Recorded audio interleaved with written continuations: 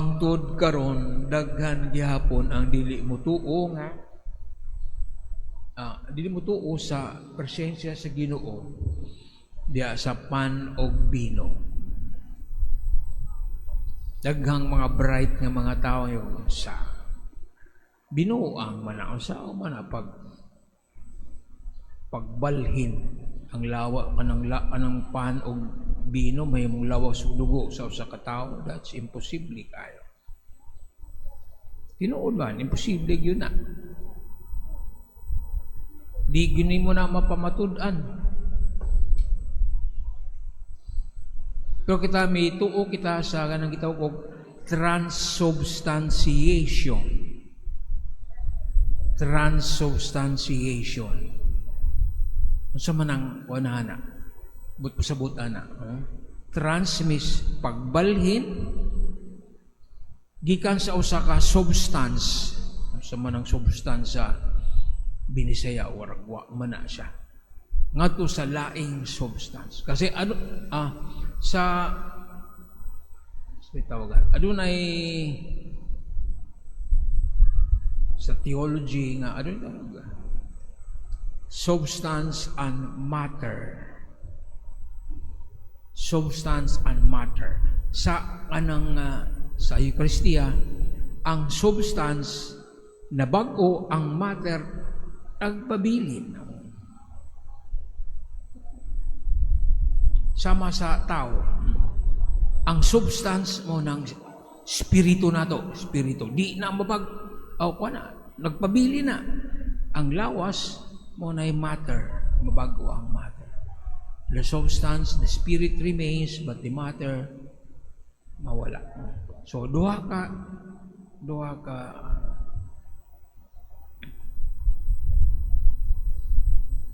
nabago ang substance, ang matter, ang pan, naara siya. Ang iyang kanang physical qualities, naara.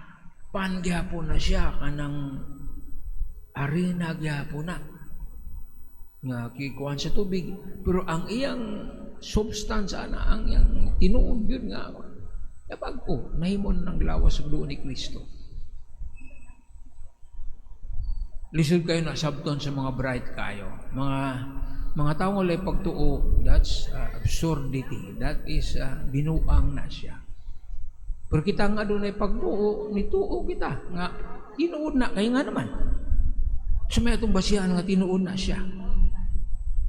Ang pulong sa Ginoo. Ang pulong sa kaya. Ang Ginoo, dili man na siya mamakakli, siya man nagbinuang. Siya nga. Kini ang akong lawas. Ako sa kini ang akong dugo. Laro man kaya na. Natong panahon ni Jesus, dagang yun ang di makadawat na binuang man dagang siya mga tinunan ni Jesus, mga sumusunod ni Jesus, nibiya niya nabuang masyuro ng tawanan saan na itong pagkaon sa yung lawas ng dugo. Imposible man na no, sa gihapon na ang mentality karon 2,000 years human niya gisulti ka na dagang gihapon dagang sa itong mga igsuon nga dili katoliko no? Wala sila misa kaya di sila butuo. Alam kanila it's only a memorial remembrance. Wala kayo na real presence sa Ginoo diya sa Eucharistia. Understandable ko. Kaniadto mo na reaction karon. Nagya po na din mo wagtang na. Pero tanaw na to ang mga apostoles. Katong mga tugdusik apostoles. Nakasabot ba sila? Pareho sila waan makasabot. Pero, nagtuo sila sa pulong sa Ginoo. Siguro, ang una-una, si Jesus, mahilig magsulting mga strange o mga dilikatuhan ng mga kuan, ng mga pulong, pero tuumin niya.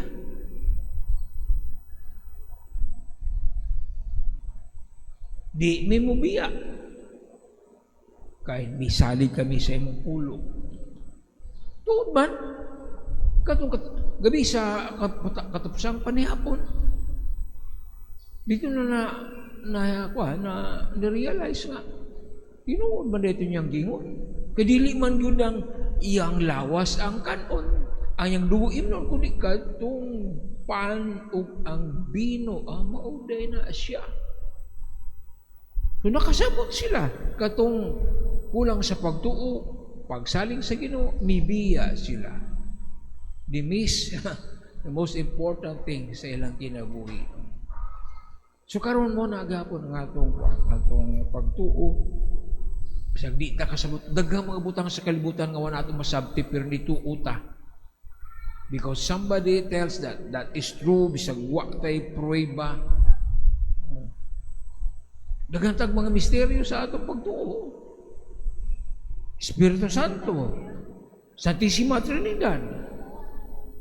Masabtan ba nato na? Dili. Pero we believe because muna teaching sa atong simbahan.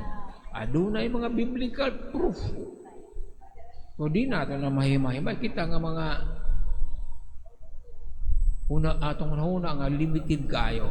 We cannot understand realities that is beyond our comprehension. So kung saon mo na ubang mga sobrang bright, bilib sila silang kaugalingon. Wag yun niya. O di silang uto. Kay di na nila makuha, di na nila masabtan, di na nila ma-approve ba. Pero sa gingon ni San Agustin, mura sa itong bata nga nagkabot siya lungag diya sa baybayon niya. Iyang ikabu ang dagat, ibutang dito. Sana, doy, sa may maghimo, akong ibubo ang dagat ya sa gamay nga lungag. Kaya ba nato na? Ang atong utok, mura itong gamay nga lungag. Ang reality sa atong pagtuo sa Ginoo murag the vast ocean that we cannot put inside our mind, our brain nga gamay ra kayo. Sumon ang mga misteryo nga di nato masabtan pero atong gidawat nga tinuod tungod sa pulong ni Jesus mismo. Yan sa ang mukaon sa akong lawas o minom sa akong dugo makabaton og kinabuhing dayon. Ako magpuyo diya kaniya, makabaton siya kinabuhing dayon. Muna iyang pulong, muna atong huptan. Huwag lain. Di na ta maminaw sa mga tao nga, huwag pagtuo. Kaya muna atong balon, samtang kita nagbiyahe din sa kalibutan. We need food. Kung kamo magbiyahe mo, doon na mo yung mga balon, di ba?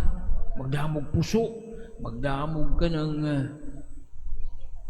humba or ganang adobo kay di man na madaot. Nakahinom dumaan niya ng pork barrel. Mao na. Balo na sa mga marinero. Kanong baboy nga giluto na, gibutang sa baril mo na ilang kuhaon na pagka. We need kinahanglan na itong pork barrel. O, isud mo ng pork barrel kay maka-high blood mo na taba o tambok.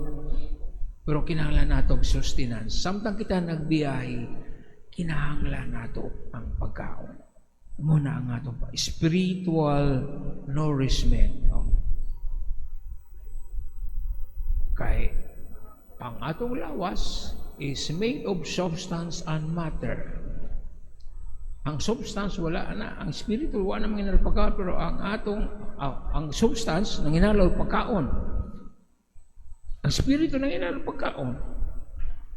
Eucharistia.